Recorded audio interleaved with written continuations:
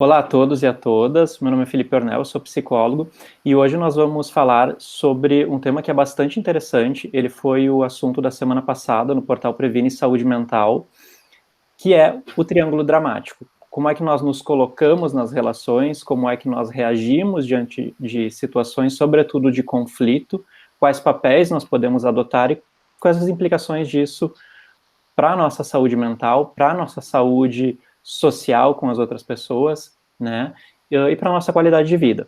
E aí, para discutir esse assunto com a gente, nós vamos receber hoje a Camila Emerim. A Camila é psicóloga, lá de Santa Catarina, ela é especialista em análise transacional, tem uma super bagagem clínica. Então, Camila, muito obrigado por topar estar conversando com a gente aqui nesse momento. A Camila é uma pessoa que eu admiro muito, a gente tive o prazer de conviver com ela desde o início da faculdade e de observar, enfim, ao longo desses anos, uma trajetória super sólida dentro da análise transacional, dentro da psicologia clínica. Então é um prazer poder te receber aqui. Imagina, Felipe, bom dia, né? Eu que agradeço o convite e também te dizer que fico muito feliz em poder estar partilhando, né, contigo esse momento e poder também estar discutindo um assunto que é super interessante, né, para todos nós. Obrigada pelo convite. Camila, e tem uma coisa dentro do triângulo dramático que eu considero muito bacana, assim, que é o fator pedagógico, né? Eu acho, aliás, antes do triângulo dramático, eu fico muito feliz quando a gente consegue desenvolver estratégias relacionadas à psicologia, saúde mental e que tem reverberações na vida das pessoas, né? Eu acho que um desses elementos é o elemento pedagógico, da gente levar informação para as pessoas. E a análise transacional, ela tem essa característica das pessoas entenderem o que está acontecendo e a partir dessas regras, vou colocar como regrinhas, né? Talvez não seja a melhor palavra, elas conseguirem se perceber e a partir disso monitorar e modificar o comportamento que gera, não raramente, uma mudança enorme na vida das pessoas, né? Sim, a verdade a gente não consegue mudar aquilo que não entende. Então, acho que a partir do momento em que a gente consegue ter consciência, né, dos nossos funcionamentos, e aí sim a análise transacional traz muito essa questão do instrumento, né, de instrumentalizar mesmo a pessoa para trazer para a consciência, para então poder gerar mudança. Né? Então, acho que é muito didático, digamos assim. Né? Gosto dessa palavra, acho que traduz bastante. E vamos começar já jogando lenha na fogueira. O que é o triângulo dramático? Certo. O triângulo dramático, Felipe, se trata de uma dinâmica de relacionamento. Ele fica dentro dos jogos psicológicos. Então, ele foi descrito por Stephen Karpman em 1968. Né? Ele fez uma análise no artigo Contos de Fada e análise de dramas. Então, ele fez a análise, né, da relação desses personagens, né, dos contos de fadas. Então, muito interessante porque conseguimos trazer hoje para o nosso dia a dia e por isso ele conseguiu nomear, né, os papéis dentro do triângulo dramático. Então, se a gente for falar, né, de uma questão de funcionamento, o triângulo dramático são papéis que se exercem, né, que podem ser exercidos dentro de um jogo psicológico, que é o quê? Relações onde se estabelecem uma constância, né? E que tem um início, um meio e um fim previsível, né? E que são, em geral, relações tóxicas, né? Por isso que se chama dramático, né? Porque acaba nos colocando numa posição que não é muito bom para nenhuma das pessoas que estão jogando. Então. Muito interessante a colocação. E uma questão que eu acho que é importante também, assim, é possível a gente não entrar nesse triângulo dramático? Vamos partir do pressuposto, assim, nós conhecemos esse funcionamento, é possível a gente não entrar neles? Não. Assim, absolutamente, ou seja, a gente se livrar completamente do triângulo dramático, não. Ou seja, 30% dos jogos, que aí entra, né, a questão desses papéis do triângulo dramático, eles são inconscientes. Então, 30% disso a gente joga inconscientemente, não conseguimos perceber. 70% sim. Então, grande parte, né, a partir da consciência que a gente tem dessa dinâmica, nós conseguimos sim evitar sair, né, do triângulo dramático. Mas falando completamente, não, né? Até porque tem alguns momentos em que a gente nem percebe que está jogando. E aí Talvez a entra, maioria deles, né? Isso, então aí entra aquilo que a gente conversou, né? Nós não conseguimos sair ou mudar algo do qual nós não estamos percebendo, né? Mas eu acho que 70% é um número bem alto, bem significativo, né? No sentido de evitar os jogos, né? Mesmo que a gente não consiga sair completamente, acho que conseguimos diminuir muito o conflito, né? E é tudo que a gente busca, né? Diminuir conflito. Uhum. Camila, quais são os personagens do Triângulo Dramático? Então, existem 3, né? Apesar de existir 3 papéis, o jogo pode ser jogado de 2 ou mais pessoas. Então, com 2 pessoas, ele pode, inclusive, exercer 1 ou mais papéis, né? Então, temos um salvador, né? Um perseguidor e uma vítima, né? Então, o papel de salvador e de perseguidor a pessoa se coloca numa posição que a gente chama por cima, né? Porque ela tem um certo controle, digamos assim. E a vítima joga num papel por baixo, que é onde ela fica numa posição de impotência, né? Então, o que acontece?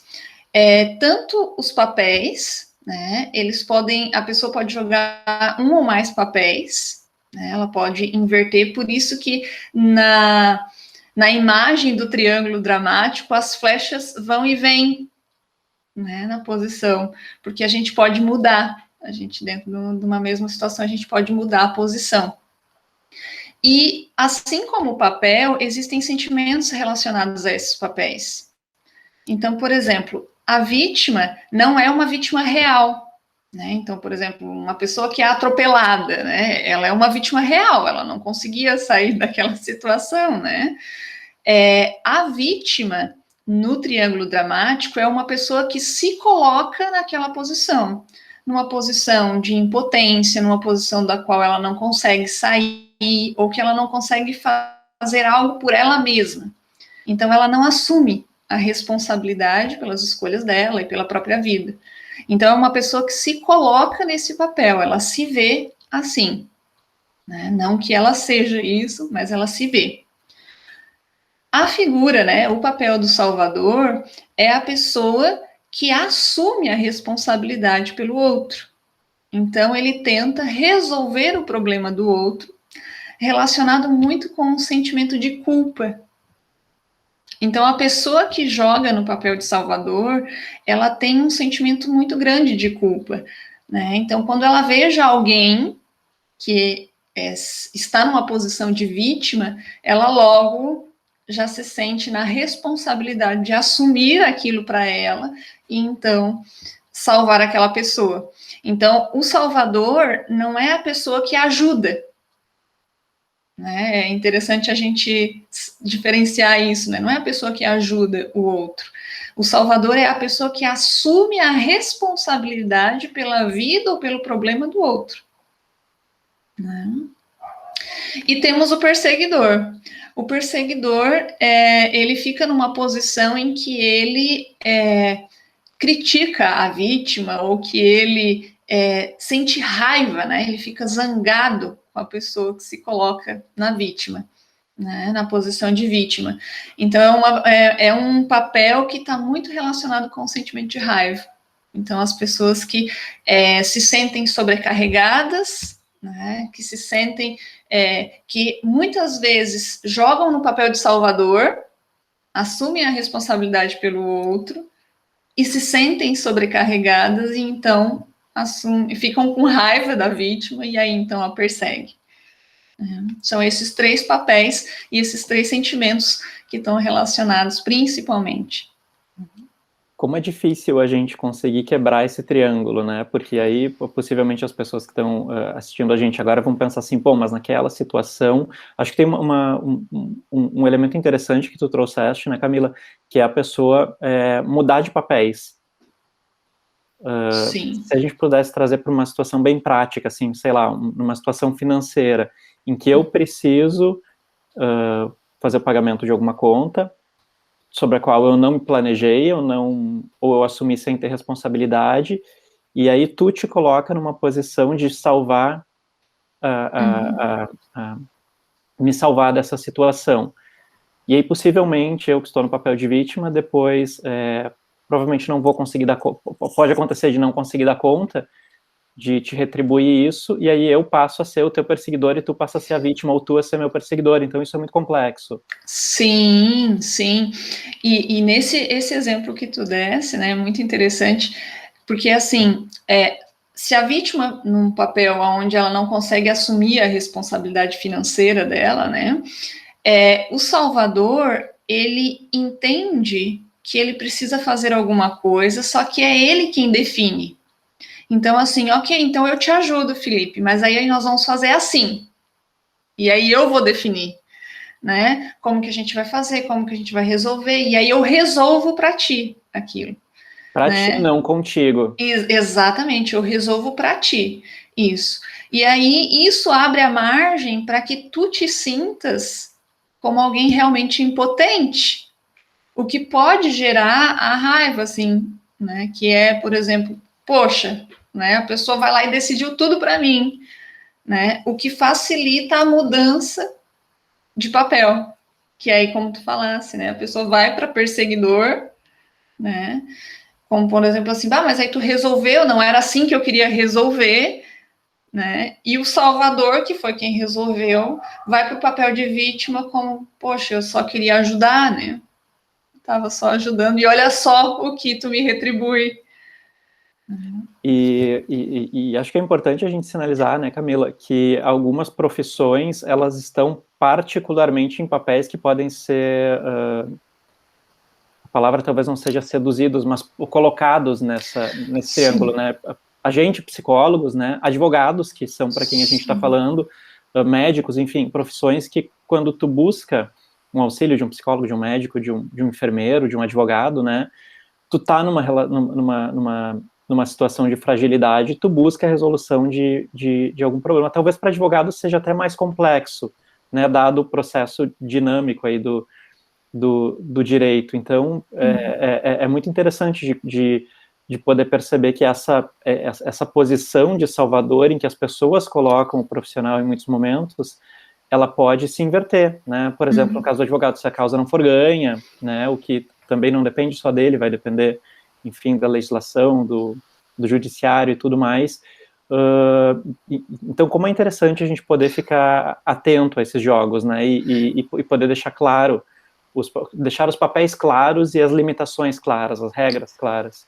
Sim, e essa dinâmica de trabalho, exatamente como tu falou, né, tem algumas profissões que estão mais predispostas mesmo, né, que são uma das profissões que exercem esse cuidado, né, essa questão de realmente fazer algo para ajudar o outro, né, então sim, nos coloca numa posição mais predispostos, e eu acho que a questão da advocacia envolve já muitos jogos, né, então as pessoas entram com processos, muitas vezes através de jogos psicológicos já, né, já iniciam algo, né, dentro de um jogo psicológico e usam, às vezes, o profissional para participar de um jogo já pré-estabelecido.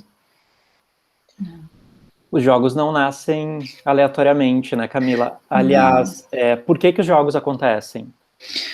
Então, nós aprendemos isso desde o nosso processo da infância, ali, da nossa construção como ser humano, com base nas nossas primeiras relações, né, nossas relações familiares. Então, nós aprendemos a jogar, né? O Claude Steiner, ele fala em 3 vantagens, né, que é o que acontece, assim, nós temos, claro, se a primeira pergunta, né, se é algo tão ruim, né, que traz tantos conflitos e sensações ruins, por que a gente joga, né? Então, Nós jogamos justamente porque a gente aprende a se relacionar assim, né?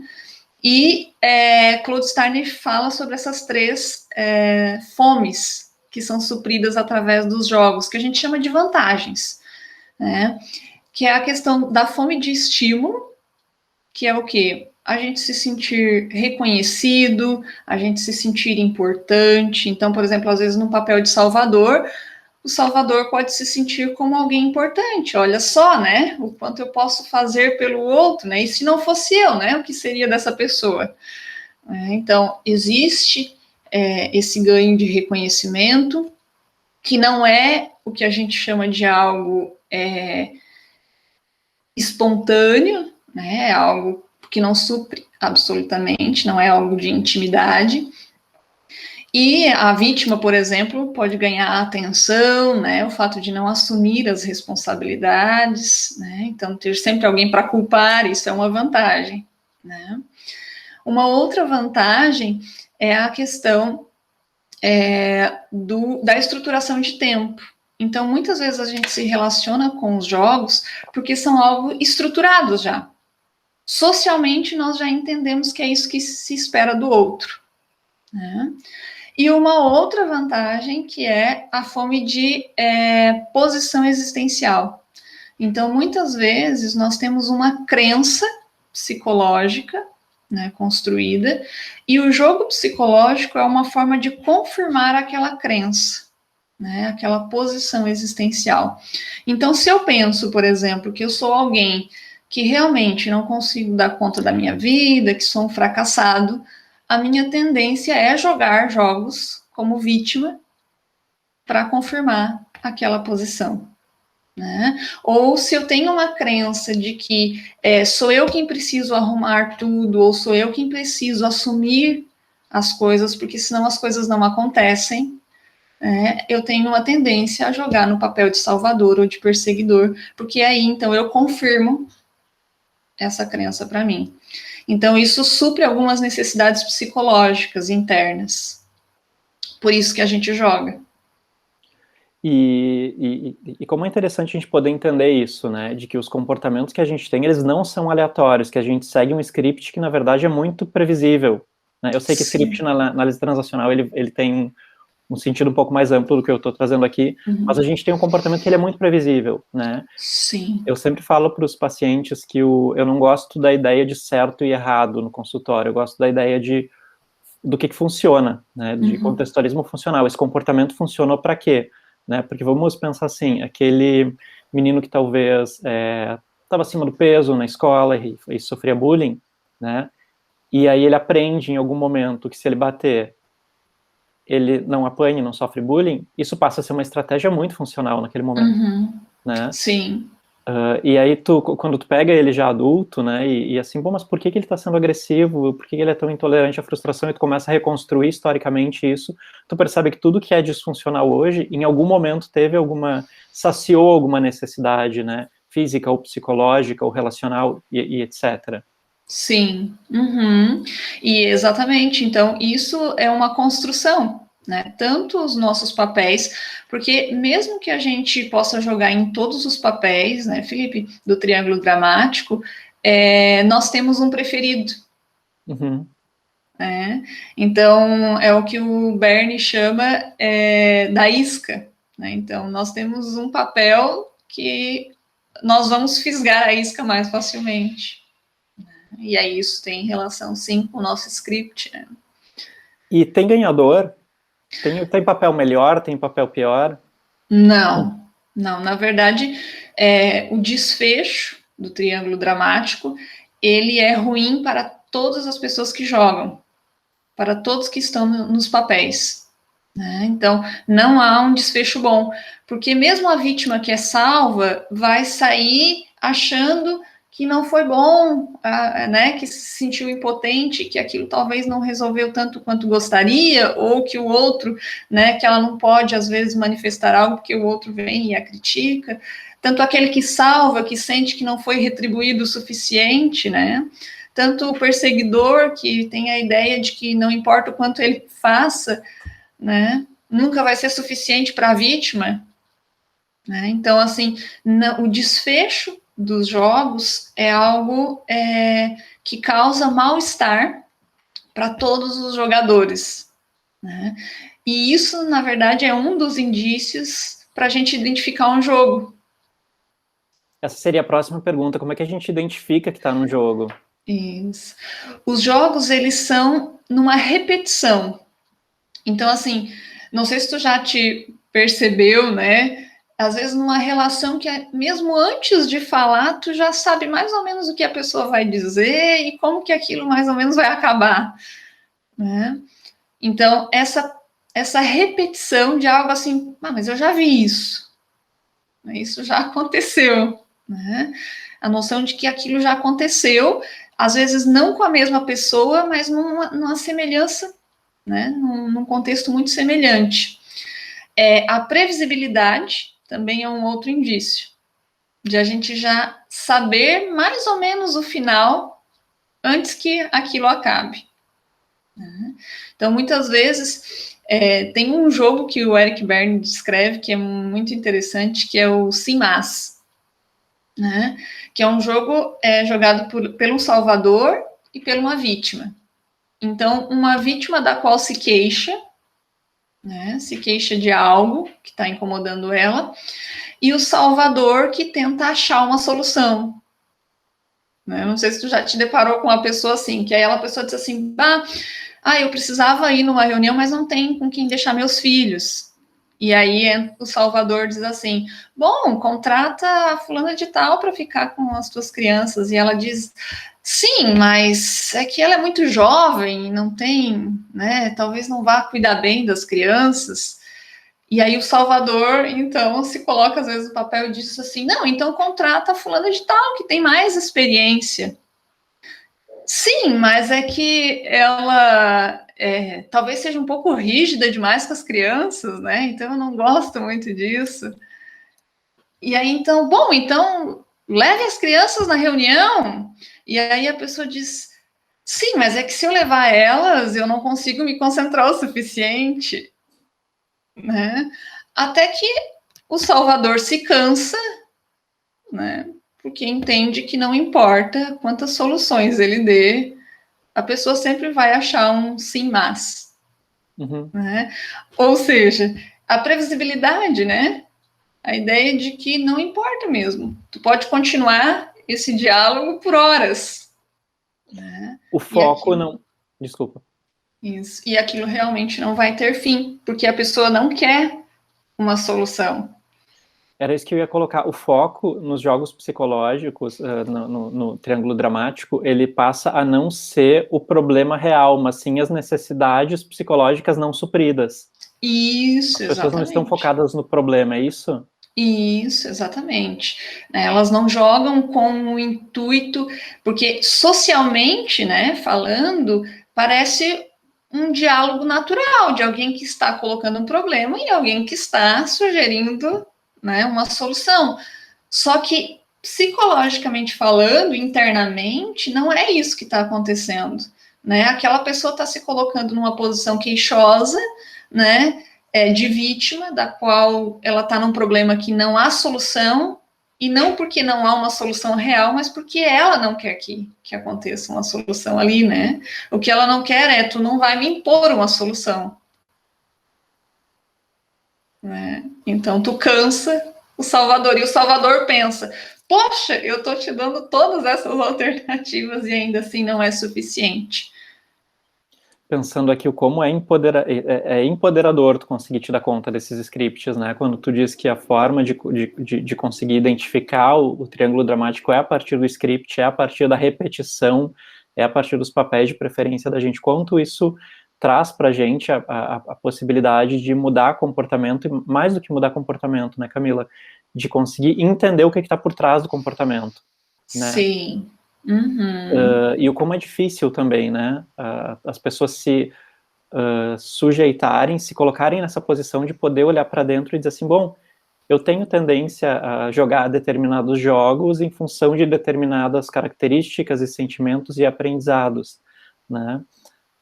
Mas como o efeito colateral disso é positivo, né? Da pessoa não jogar, ou jogar com consciência, ou decidir quais jogos ela quer jogar? Sim, porque na verdade, né, Felipe, o que que acontece?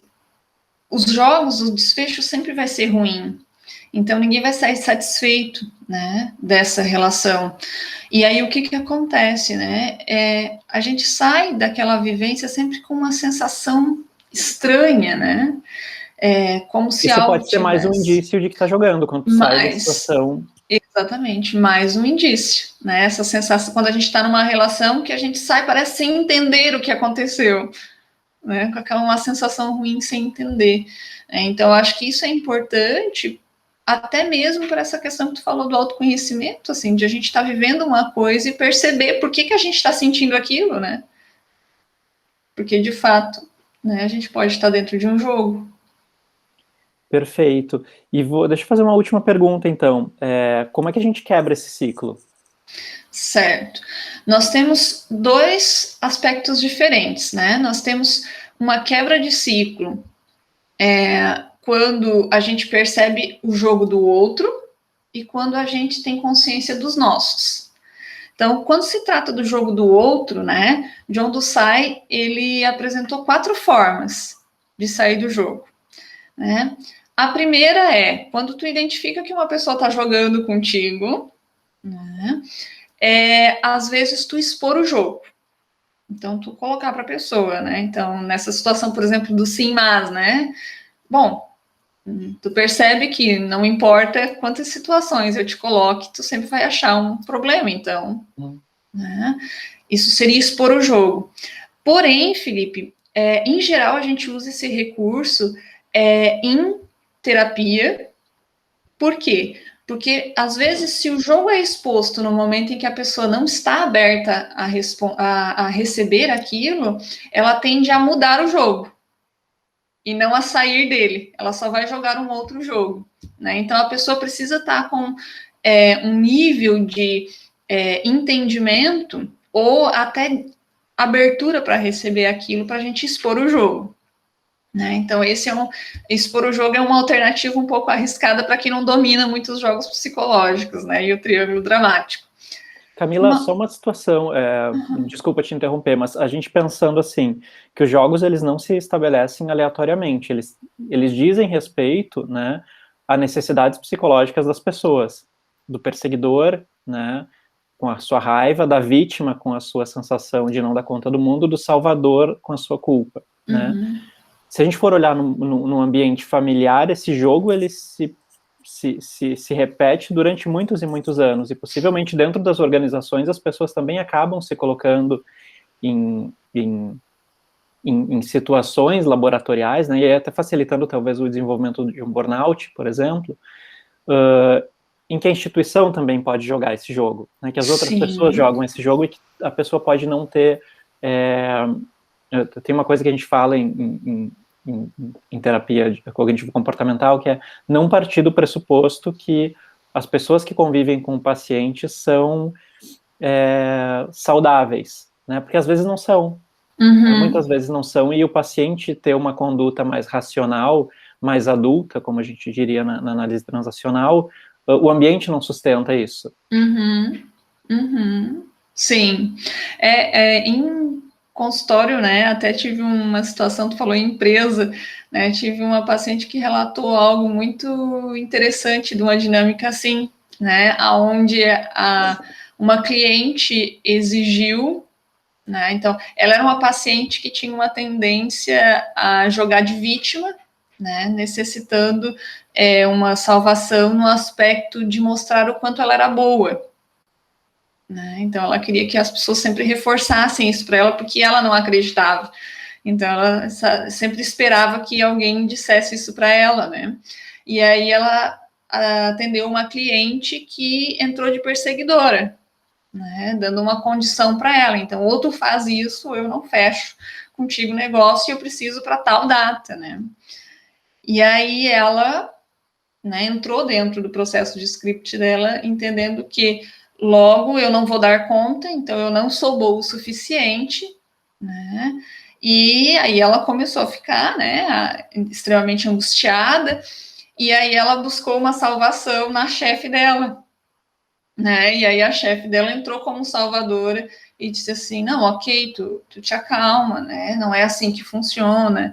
Tu és muito boa, tu és uma profissional, né, excelente, tu vai dar conta. E aí ela entra naquele papel assim, ok, então recebi o que eu precisava, né? E aí ela manteve.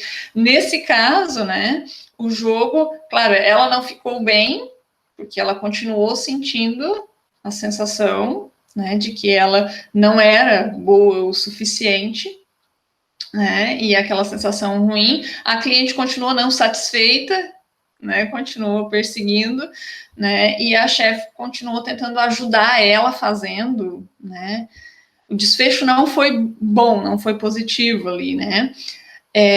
Mas nesse caso, exatamente, é uma questão que se jogou aí, né, a instituição, a empresa com uma outra empresa, né, entre perseguidor, salvador e vítima. Né? E isso mobiliza crenças profundas da gente, né? Sim, e às vezes até a cultura da empresa, né, Felipe? É bem interessante também, só que aí, claro, é num nível macro, né? Fica maior, assim. Essa outra forma de a gente sair desse jogo, né, Felipe, que foi uma estratégia bem tranquila de utilizar, é a gente ignorar. Né? Então, por exemplo, tu percebeu que a pessoa jogou uma isca, né? Então, se eu tenho uma tendência no papel de salvadora e uma pessoa se joga uma isca no papel de vítima, né? Eu posso ignorar aquilo, não responder. Né? Posso não responder aquilo, entendendo que o jogo inicia a partir do momento em que a gente responde aquilo que a pessoa espera daquele jogo. Né? Então, ignorar é uma opção. Né? Uma outra opção é a gente jogar conscientemente, né? Que aí é conseguir lidar com as consequências daquilo. Então, eu já sei, por exemplo, vou entrar como salvador, vou assumir, vou resolver aquele problema, a pessoa não vai agradecer e é capaz ainda de achar ruim a forma como eu resolvi, mas ok, eu vou lidar com isso. Né? Então, jogar consciente é uma opção também para sair do jogo. Né? E uma outra forma é oferecer uma outra opção para a pessoa. Né? Então, numa relação onde tu identifica que a pessoa te jogou uma isca no papel de vítima, né? Tipo, não consigo fazer determinada coisa, né? É realmente buscando uma salvação, entendendo que a ajuda não é salvação, né? Essa é a diferença. Né? A gente ajudar não é salvar. Salvar é fazer pelo outro, é assumir a responsabilidade pelo outro. Ajudar é a gente dar um suporte e deixar que o outro vá. Né? Quando a gente percebe, né, alguém jogando, por exemplo, né, essa questão do papel de vítima, a gente pode dar uma outra opção, de dizer para a pessoa, não, tu consegue, vai lá, né, é possível, tu dá conta, né, mesmo que a pessoa insista, tipo, eu não dou, eu não vou conseguir, né, e aí tu mantém aquela posição de oferecer uma opção diferente do que tu assumir algo por ela. Muito interessante. E acho que a gente volta para o ponto inicial, né, Camila? Lidar com jogos é difícil, lidar com triângulo dramático é difícil. Eu brinquei contigo antes da gente entrar aqui no ar, né, que a meta da minha vida é conseguir reconhecer e fugir de triângulos dramáticos. E é de fato, porque é muito desgastante. Tu conseguir perceber o jogo em que tu tá. É o que eu sempre digo para os pacientes: um jogo em que tu está te dispondo a entrar, né, o que tu tá fazendo para manter esse ciclo, é uma coisa que é muito empoderadora, porque ela te permite identificar aonde aquilo vai dar, né, a noite de sono que tu vai perder, a ansiedade, a taquicardia, né, a sudorese, a falta de fome, a falta de libido, quer dizer, não, aonde isso tudo vai chegar, né?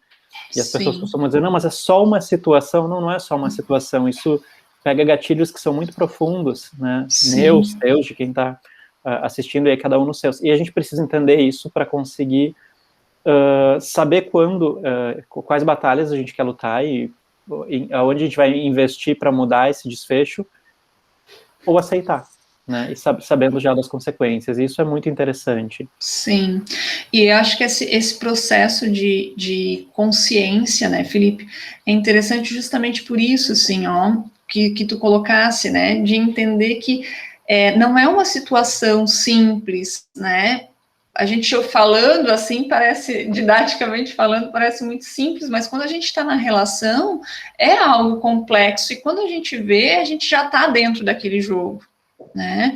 Então, assim, quando a gente consegue ter a percepção, por exemplo, dos nossos papéis preferidos, né? Tu já consegue, por exemplo, ir trabalhando aquilo em ti. Então, se a pessoa tem uma tendência a jogar no papel de salvador, né? Ela precisa começar a trabalhar dentro de si a culpa de não assumir aquilo, né? Então, por exemplo, assim, tá, ok, eu não vou assumir aquilo por aquela pessoa, e eu preciso aprender a lidar com a culpa que vai vir, que está dentro do script, né? Eu preciso olhar para o outro, não como uma vítima, mas como alguém que é responsável pela própria vida e que pode fazer escolhas, né?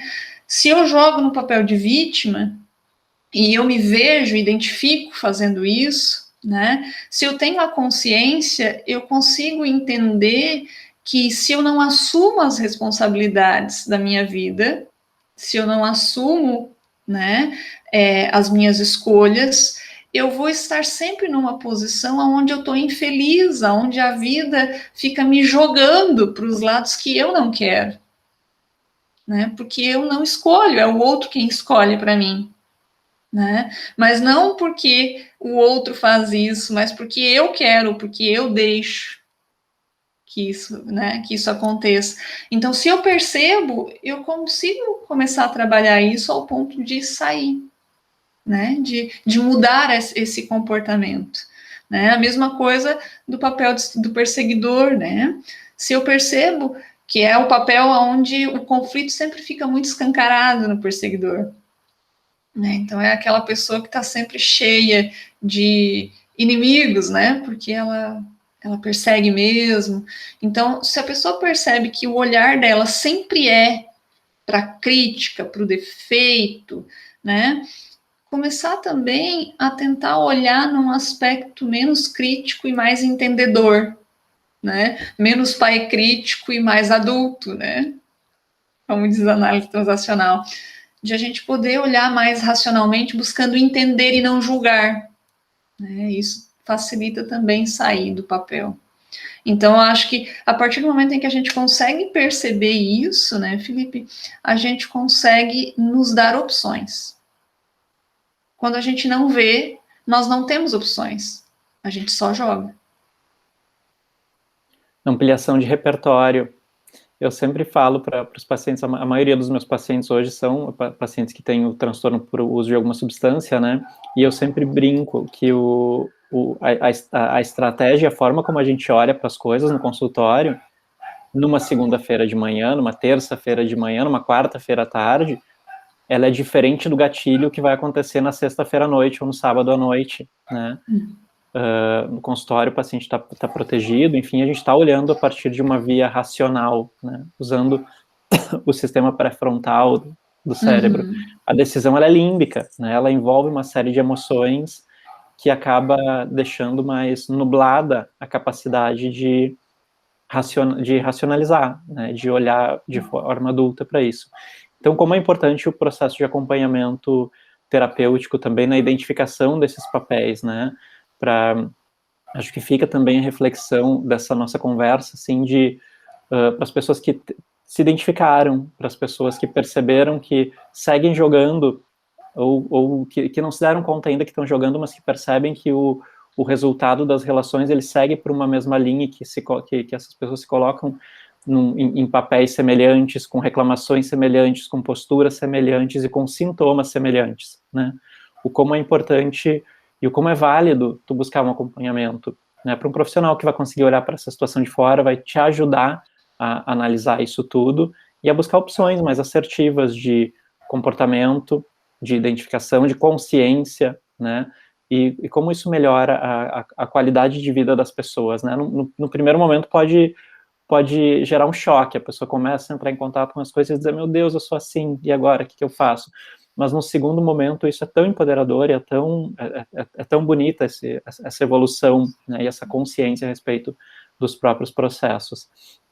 Então, quero te agradecer muito por ter topado conversar com a gente, por ter trazido um pouco dessa tua visão, né, de uma forma bem rápida. A gente poderia ficar aqui conversando o dia todo, mas acho que isso vai ser muito válido para as pessoas que estão nos acompanhando, enfim, que vivem, né, esses processos, que vão poder se perceber e aí vão poder buscar ajuda, né, já que aqui no Previne a gente também tem essa possibilidade das pessoas fazerem acompanhamento terapêutico presencial ou online, enfim, e não só levantando a fumaça, mas também ajudando a apagar o fogo de uma forma mais prática mesmo. Então, muito obrigado por ter estado aqui com a gente.